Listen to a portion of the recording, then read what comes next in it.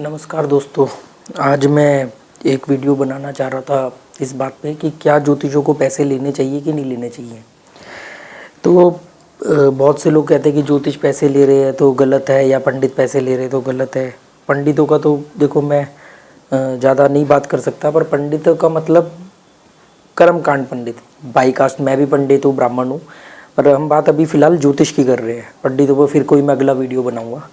पंडितों को ज्योतिषों को पैसे लेने चाहिए नहीं लेने चाहिए। कुछ ज्योतिष है बहुत ज़्यादा पैसे लेते हैं, कुछ ज्योतिष है वो बहुत कम पैसे लेते हैं, और कुछ ज्योतिष बिना पैसों की कुंडली देखते हैं। तो पहली चीज़ तो मैं आपको ये बता दूं कि दुनिया में कुछ भी फ्री नहीं मिलता है। अगर कोई कह रहा है कि फ्री है तो वो समझ लो कि वो उसकी मार्केटिंग स्ट्रेटजी हो सकती है। हाँ, 1% 2% हम फिर भी मान सकते हैं कि आज भी लोग ऐसे अच्छे लोग हैं जो फ्री में कुंडली देखते हों, या निस्वार्थ भाव हो, समाज सेवा या दुनिया का भला करना हो। पर 2% या 1% तो आपकी किस्मत इतनी अच्छी होनी चाहिए कि आप उन्हीं 1% के पास जा रहे हो। बाकी कोई आपको ये कहे कि भी फ्री में मैं कुंडली देखता हूँ और फिर आकर के आपको दूसरे रास्तों से आपके से पैसा ले, तो उससे ज़्यादा अच्छा ये है कि कोई अगर आपसे कह करके पैसे ले रहा है। तो होता ये है कि मेरा ये मानना है कि ज्योतिष को पैसे लेने चाहिए और अच्छे खासे पैसे लेने चाहिए। उसका कारण क्या है कि हम भारत में रहते हैं। इंडिया के लोगों की एक मानसिकता बहुत अलग है। अगर कोई चीज़ 100 रुपये की तो बोलेंगे यार 50 की दो। अगर आप बोलोगे ठीक है 50 की ले लो तो बोलेंगे 25 की दो। आप बोलोगे कि भाई साहब आप फ्री में ले जाओ तो फिर वो बोलेंगे हमें 2 चाहिए। तो ये एक मानसिकता है। पर यहाँ बात आती है कि ज्योतिष को पैसे क्यों लेने चाहिए। क्योंकि डॉक्टर ज़्यादा पैसे ले तो वो बहुत बड़ा डॉक्टर है जी, उसकी फ़ीस ना 1000 रुपये की है कंसल्टेंसी, और दवाई बाहर से लिखता है। मतलब डॉक्टर ज़्यादा फीस लेता है तो वो अच्छा हो जाता है, वकील ज़्यादा फीस लेता है तो वो अच्छा हो जाता है, पर ज्योतिष ज़्यादा पैसे ले तो वो फ्रॉड हो जाता है। अब यहाँ कहानी क्या है कि ज्योतिष को पैसे लेने चाहिए। उसका एक फ़ायदा ये है कि ज्योतिष भी उसको सीखने में खर्चा करता है, और जो कह करके पैसे ले रहा है इसका मतलब ये कि वो किसी और सोर्सेज से आपसे पैसा नहीं निकलवाएगा। उसका सिंपल सा फंडा है कि भैया ये मेरी कंसल्टेंसी फ़ीस है, और वो क्या उसका लिविंग ऑफ स्टैंडर्ड है। एक आदमी 40 रुपये किलो के चावल खाता है, एक आदमी 150 रुपये किलो के चावल खाता है। हर एक का अपना एक लिविंग ऑफ स्टैंडर्ड होता है।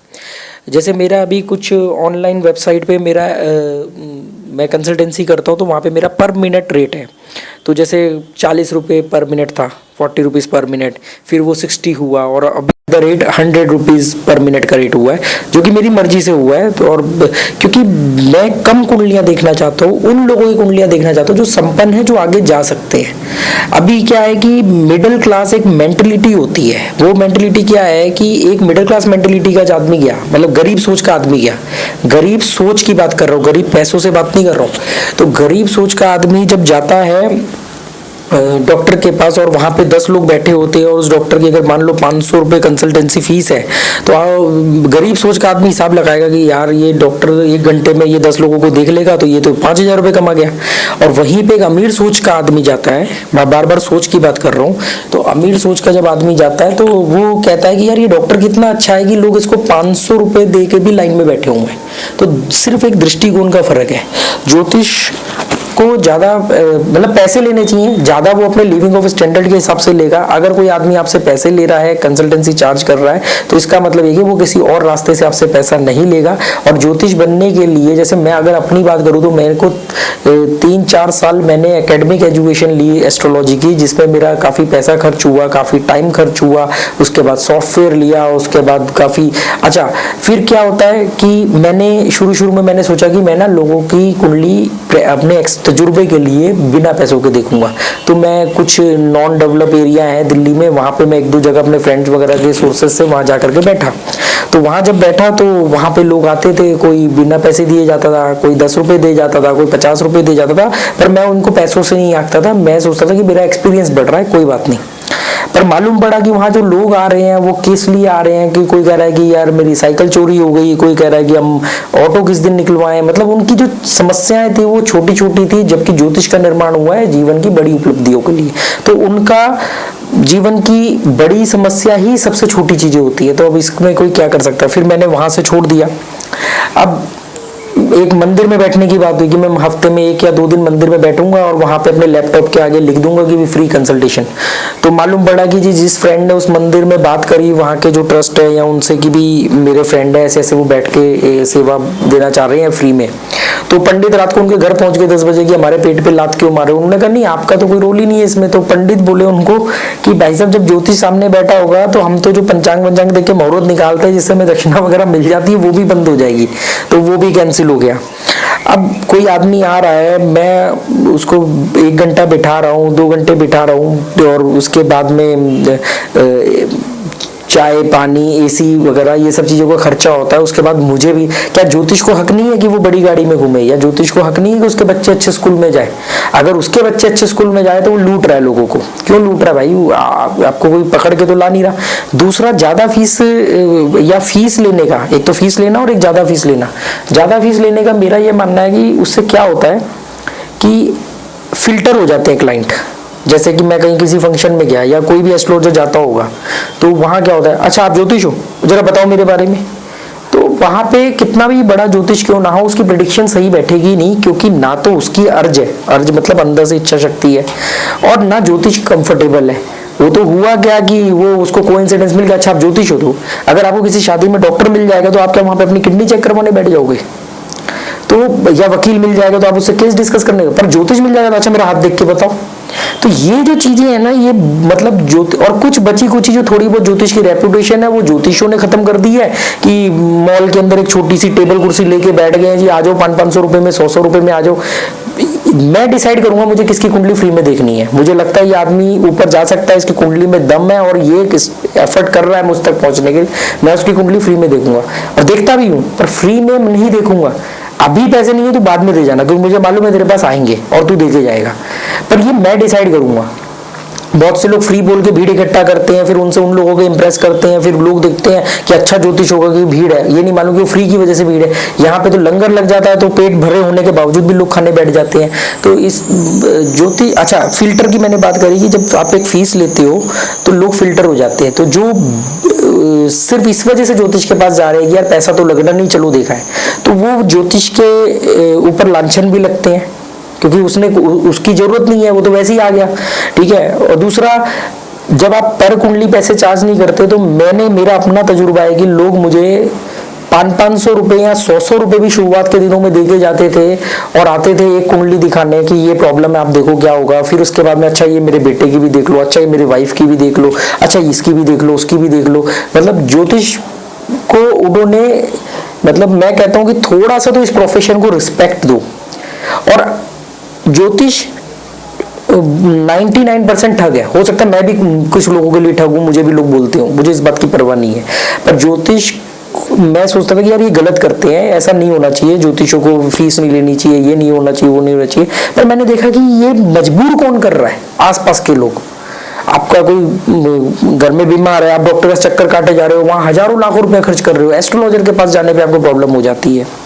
मैं कहीं गया जी, किसी ने बोला आप क्या करते हो जी, किसी ने बोला जी हम डॉक्टर हैं, आप क्या करते हो जी, मेरी फैक्ट्री है, आप क्या करते हो जी, मैं वकील हूँ। हमसे पूछा कि हम क्या करते हैं जी, मैं एस्ट्रोलॉजर हूँ। अच्छा मैं तो विश्वास ही नहीं रखता। अरे भाई आपसे पूछा है किसी ने कि आप विश्वास रखते हो? आपने पूछा मैं क्या करता हूँ, मैंने अपना प्रोफेशन बताया कि ये मेरा प्रोफेशन है, इस प्रोफेशन, ये मेरा पेशा है और प्योर ईमानदारी का पेशा है। मतलब मैं अगर आपको अपनी सेवा दे रहा हूँ तो आपको मुझे उसकी सर्विस चार्ज देना चाहिए, जिससे मैं भी अपनी जीविका व्यतीत कर सकूं, ठीक है। मेरा एक स्टैंडर्ड है, एक छोले भटूरे मिलते 20 रुपए की प्लेट और एक छोले भटूरे मिलते 150 रुपए की प्लेट, फिर भी हम 150 वाले की प्लेट में जाते हैं, वहां खाते हैं, ये सब चीजें हैं। तो मेरे ख्याल से एस्ट्रोलॉजर को पैसे लेने चाहिए। उस पैसे लेने का फायदा क्या होता है कि आपके पास बिना वजह वाले लोग नहीं आते हैं। दूसरा, आपके पास जो लोग आते हैं उनकी बहुत जरूरत होती है, मतलब उनके अंदर एक अर्ज पैदा होती है जिससे उनको जवाब मिलेगा। प्रश्न कुंडली का क्या फंडा है? प्रश्न कुंडली सिर्फ काम ही तभी करेगी जब पूछने वाले का सवाल जेन्युइनली उसके अंदर से निकलेगा। तब प्रश्न कुंडली की प्रिडिक्शन 100% सही जाएगी। वरना अगर वो शौक के तौर तो वो कब आएगा, जब उसको पैसे देने होंगे, तो वो तभी वहां जाएगा जब उसको जेन्युइनली जरूरत है। ठीक है, हाँ, बाकी थोड़ी सी नैतिकता हर पेशे में होनी चाहिए। जैसे हम लोग हर धर्म में बोला गया है कि 10% आप सेवा भाव करो, जो भी आप कमाते हो उसका 10% मिनिमम आप निकालो अच्छे कामों के लिए। ठीक है, अर्थशास्त्री भी कहते हैं सेविंग के लिए निकालना चाहिए, अपने फ्यूचर के लिए, और धर्म भी कहते हैं कि 10% निकालना चाहिए अच्छे कामों के लिए। तो एक एस्ट्रोलॉजी, तो अगर ऐसे ही मैं महीने में मान लो मैं 100 कुंडली देखता हूं, तो मुझे मिनिमम 10 कुंडली ऐसे जरूरतमंद लोगों की देखनी चाहिए। पर जरूरतमंद मैं किसी को पकड़ पकड़ के नहीं ला सकता ना कि भी आओ मैं फ्री में कुंडली देख रहा हूँ, उसको जरूरत नहीं होगी, वो फ्री के चक्कर में फिर आएगा। तो पैसे का बैरियर लगाना बहुत जरूरी है, और एक ज्योतिष को भी हक है कि वो भी एक अच्छा जीवन व्यतीत कर सके, उसके बच्चे भी अच्छे स्कूल में जाए, वो भी एक अच्छा वो करे। तो क्योंकि ये अभी मैंने ये वीडियो मैंने सिर्फ इसलिए बनाया कि अभी 4-5 दिन पहले मेरा 100 रुपीज पर मिनट का रेट हुआ, और मेरे पास कॉल फ्लो बढ़ गया। क्यों बढ़ गया? क्योंकि वो अमीर सोच वाले लोग कहते हैं। और एक बात हाँ को और बता दूं कि ज्यादातर ऐसा होता है जो महंगा है वो अच्छा है। 100% तो नहीं, पर मैक्सिमम टाइम हमेशा ऐसा ही होता है। जो ज्यादा महंगा होता है या जो चीज महंगी होती है वो हमेशा अच्छी निकलती है मैक्सिमम टाइम। हाँ, कुछ ठग केस में ऐसा होता है कि चीज में वैल्यू ही नहीं है और वो महंगी भी है। ज्यादातर सस्ता है तो अच्छा नहीं होगा, अगर अच्छा है तो महंगा जरूर होगा। तो वो चीज वो नियम हर एक पे अप्लाई करता है, चाहे वो डॉक्टर हो, वकील हो या ज्योतिष हो। तो इसलिए मैंने सोचा कि ये वीडियो बनाना चाहिए। मैं कम से कम अपने, अच्छा बहुत से लोग हैं जिनसे हम कह नहीं सकते कि आप पैसा दो, पर हर सर्विस का आपको पैसा देना चाहिए। गवर्नमेंट को टैक्स भरना चाहिए। अगर आप ज्योतिष के पास जा रहे हो तो उसको भी पेमेंट दो। आपके पास नहीं है, आप उससे डील करो कि भाई मेरे पास पैसा नहीं है, क्या आप मेरी कुंडली फ्री में देखोगे? अगर वो ईमानदार ज्योतिष हुआ, वो आपको बोलेगा कि मैं फ्री में कुंडली देखूंगा, फ्री में नहीं देखूंगा, अभी पैसे नहीं लूंगा, जब आपके पास हो तो आप मुझे दे जाना। और फिर तो ज्योतिष जो 99% मैं हमेशा कहता हूँ कि जो ज्योतिष है वो या पंडित है वो मैक्सिमम लोग ठीक नहीं है। उनके चक्कर में जो अच्छे हैं वो भी खराब की श्रेणी में आ जाते हैं। तो उसमें बहुत बड़ा रोल आप लोगों का, जातकों का भी है, जो उनके पास जाते हैं और फ्री में या कंसल्टेंसी ज्यादा होने की वजह से उनके ऊपर उंगलियां उठाते हैं। तो ऐसा नहीं होना चाहिए। तो मेरे ख्याल से ज्योतिषों को पैसा लेना चाहिए। और ऐसे ऐसे ज्योतिष भी हैं बॉम्बे में है जिनको मैं को जानता भी हूँ। उनकी एक कुंडली की 1 लाख रुपए फीस है। तो ऐसा थोड़ी है कि उनके पास लोग आते नहीं होंगे, उनके पास उस क्लास के लोग आते हैं। अब गरीबों का दिलेर मेहंदी तो नहीं बनना चाहता ना मैं, या कोई भी नहीं बनना चाहेगा, और होते हैं बहुत से लोग। अच्छा, दूसरी सबसे बड़ी चीज क्या है कि ज्योतिष कम रेट करके ज्यादा कुंडलियां दिखते हैं। तो कुंडली दिखाने कौन आता है? जो परेशान होता है। अगर आप दिन भर ज्यादा परेशानियों की, लॉ ऑफ अट्रैक्शन क्या कहता है? लॉ ऑफ अट्रैक्शन ये कहता है कि जो आपके मन में विचार होगा, जिस क्वालिटी का, जिस चीज का विचार होगा, वो उसी का समान विचार को अट्रैक्ट करेगा ब्रह्मांड से। ये लॉ ऑफ अट्रैक्शन है, और ये 100% तथ्य है। मतलब तथ्य का मतलब फैक्ट है ये। ठीक है, तो अगर आप कम रेट रखते हो और आपके ज्यादा लोग आते हैं और आप ज्योतिष खूब पैसे कमा रहा है और दिन भर कुंडलियां देख रहा है, ज्यादातर ज्योतिष और पंडितों को आप बुढ़ापा या एंड देखना, वो अकेले होते हैं या उनके साथ कोई बड़ी बीमारियां होती हैं, ऐसी चीजें ज्यादातर देखी गई हैं। उसका कारण क्या है? तो उसका कारण जब मैंने समझने की कोशिश करी तो वो क्या करते हैं, ज्यादातर लोगों की कुंडलियां देखते हैं, कम रेट रखते हैं, उनके पास भीड़ लगी रहती है और वो बड़े पॉपुलैरिटी का नशा उनके कपाल पे चढ़ जाता है और बड़े खुश होते हैं कि देखो जी हमारे यहाँ तो लाइन लग रही है। मेरे यहाँ लाइन नहीं लगती, मेरे यहाँ कोई लोग नहीं आते, बहुत लिमिटेड लोग आते हैं और उनसे मैं इतनी फीस चार्ज करता हूँ जिससे मेरा भी काम चल जाता है। ठीक है, मनी माइंडेड में ज्यादा हूं नहीं, इसलिए मेरे को भीड़ इकट्ठा करना या वो सब चीज की मेरे को जरूरत नहीं है। ठीक है, अभी तो जब ज्यादा कुंडलियां देखते हैं तो आप दिन भर किन ज्योतिष का जाने वाला व्यक्ति होगा कौन? जो परेशान है, दुखी है। फिर उससे आप उसी परेशानी दुख के बारे में बात करते रहोगे तो बाद में आपको प्रॉब्लम हो जाएगी। इससे बढ़िया कम कुंडलियां देखो, लिमिटेड कुंडलियां देखो, संपन्न कुंडलियां देखो। दूसरी चीज पैसा, एक और लॉजिक है, शायद आप लोगों को सही ना लगे, अच्छा ना लगे। एक लॉजिक और क्या होता है कि जो आदमी आपको फीस दे रहा है, एक अच्छी खासी फीस दे रहा है, तो इसका मतलब ये है कि उसके वो अफोर्ड कर सकता है, उसके पास पैसा है। अमीर आदमी भी ऐसा हो सकता है जिसके पास पैसा नहीं है। पैसा ना होना कभी भी गरीब नहीं होता। अमीर व्यक्ति के पास भी पैसा नहीं हो सकता, और पैसे होने के बावजूद सॉरी लोग गरीब हो सकते हैं, गरीब सोच होती है।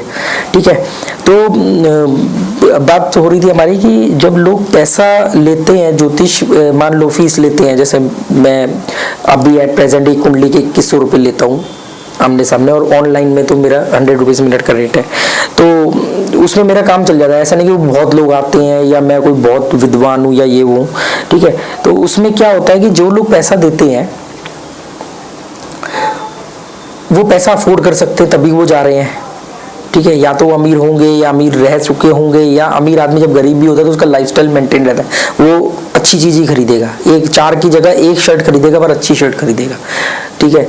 तो वो मेरा लॉजिक है कि जब एक आदमी आ रहा है और वो पैसे दे रहा है तो मतलब उसका सेकंड हाउस ठीक है, सेविंग का, धन का, उसका 11th हाउस ठीक है, गेन का, भाई एक ज्योतिष को अफोर्ड कर पा रहा है। 10th हाउस भी थोड़ा बहुत ठीक मान सकते हैं कि जिसने उसको वो पैसा दिया, मतलब जो भी बिजनेस करियर हो उसका।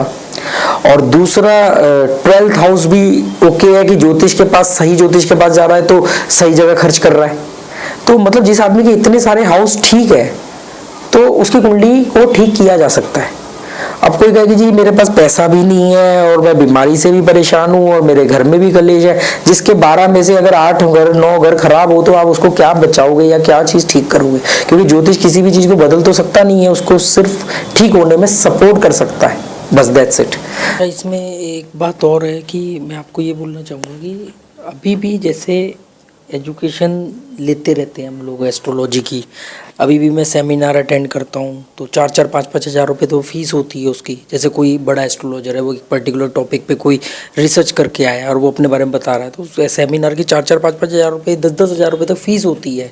अभी एक एनर्जी वास्तु का कोर्स होता है ऋषिकेश में, उसकी 1.25 लाख रुपये, 90,000 रुपये फीस है 5 दिन का, ठीक है। और छोटी छोटी क्लासें होती हैं, कहीं 1500 रुपये फ़ीस है, कहीं 800 रुपये फ़ीस है। तो आज भी मैं कम से कम मैं ये मानता हूँ कि अभी भी स्टूडेंट हूँ और हमेशा ज़िंदगी भर स्टूडेंट रहूँगा, सीखता रहूँगा, ठीक है। तो उसमें पैसा खर्च होता है, तो ये भी एक रीज़न है कि भी आपको पैसा लेना पड़ता है। दूसरा कहते हैं कि पुराना वैद्य और नया ज्योतिष हमेशा अच्छा होता है। नया ज्योतिष का मतलब क्या है? जो सीखता रहता है, अपने अंदर ऐड करता रहता है, तो ये एक बहुत बड़ी चीज़ है। दूसरा, जो ज्योतिष पैसे नहीं लेते हैं उसमें मैंने बोला कुछ तो 1-2% है बहुत अच्छे हैं, उनका अलग निस्वार्थ है। कुछ ज्योतिषों को मैंने बात करते हुए देखा, मैंने कुछ क्लासें अटेंड करी तो वो आपस में बात करते जैसे क्लास शुरू होने से पहले कि अरे आप कब से कर रहे हो, मिलते हैं, बड़े फ्रेंडली हो गए, हाँ मेरे को ये भी आता है, मेरे को KP भी आता है, मैंने ये भी सीखा है, मैंने वो भी सीखा है। अच्छा तो क्या आप प्रोफेशनली करते हो? नहीं प्रोफेशनली नहीं करता। अच्छा आप करते हो? नहीं हम नहीं करते। तो एक ने तो जवाब दिया और उसके कारण क्या है, कहते नहीं अभी तो बहुत कुछ सीखना बाकी है, अभी तो मतलब भाई अगर किसी से पैसे ले लिए तो वो तो फिर बात पकड़ लेगा, तो मतलब उनके अंदर कॉन्फिडेंस नहीं है, इस वजह से भी वो डर के मारे पैसे नहीं लेते। फ्री में देखते हैं, पता है कि भी कोई दिक्कत तो है नहीं, इसलिए मैंने सोचा कि ये वीडियो मुझे बनाना चाहिए। नमस्कार।